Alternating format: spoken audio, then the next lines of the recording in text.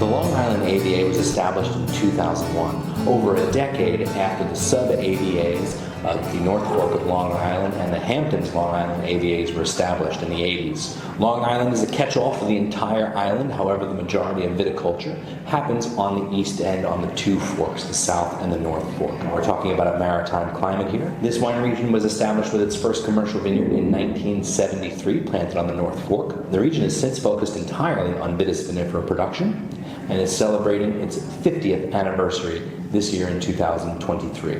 Given the maritime climate and sandy soils of Long Island, Bordeaux varieties are very popular. However, this is a crucible for experimentation.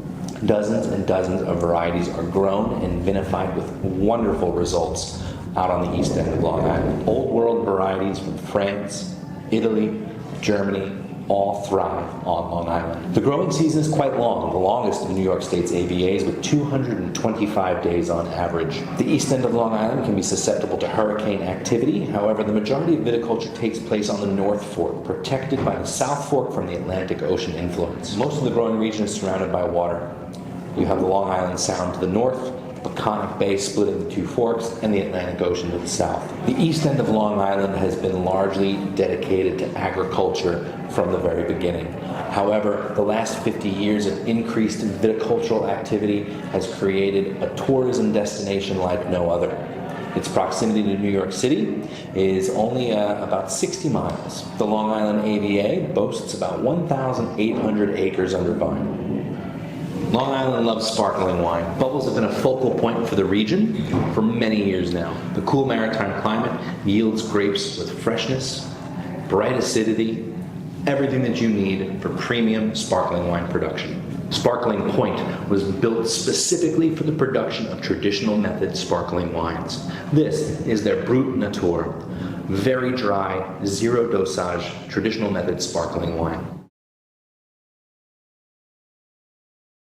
Beautiful aromatics on this wine, fresh croissant dough, beautiful brioche, orchard fruits, bright tart apple. On the palate, you have a mouth-coating mousse, persistent bubbles, really exceptional texture. Their winemaker is French by origin and a sparkling wine specialist. Long Island's unique terroir attracts talent from an international stage. That's excellent wine. This can stand up to any bottle of champagne you put it next to. Long, dry finish on the wine. Keeps you salivating. Absolutely fantastic. Give me some fried appetizers right now. Next up on our Long Island flight is the Wolfer Estate Antonov Sauvignon Blanc. Wolfer Estate is found on the South Fork of Long Island's East End in the Hamptons AVA. Let's give it a shot. Powerful aromatics, just the right amount of that kind of green bell pepper, fresh green herb note that lets you know that you are 100% enjoying a Sauvignon Blanc.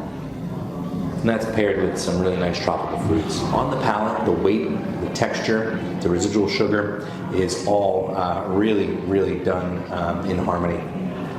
Talented winemaking here for sure, from Roman Roth, who's been their winemaker for several decades. The wine is aged sur lie for 7 months. That lees contact is responsible for all that wonderful texture, depth, and length. Really long finish on this wine.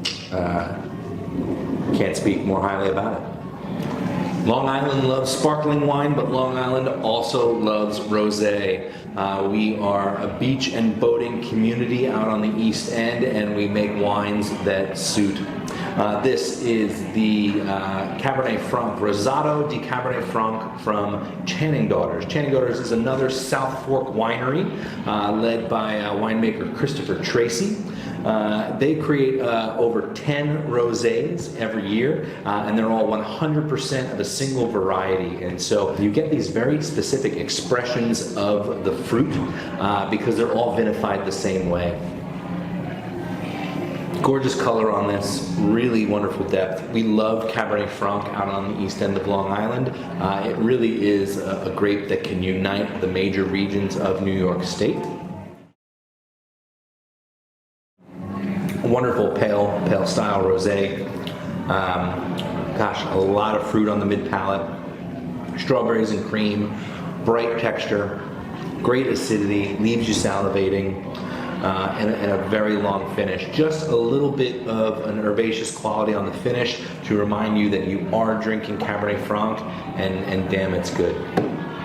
And finally, to round out our Long Island flight, we have the Lieb Cellars Meritage. Meritage is a term used to define a Bordeaux variety blend.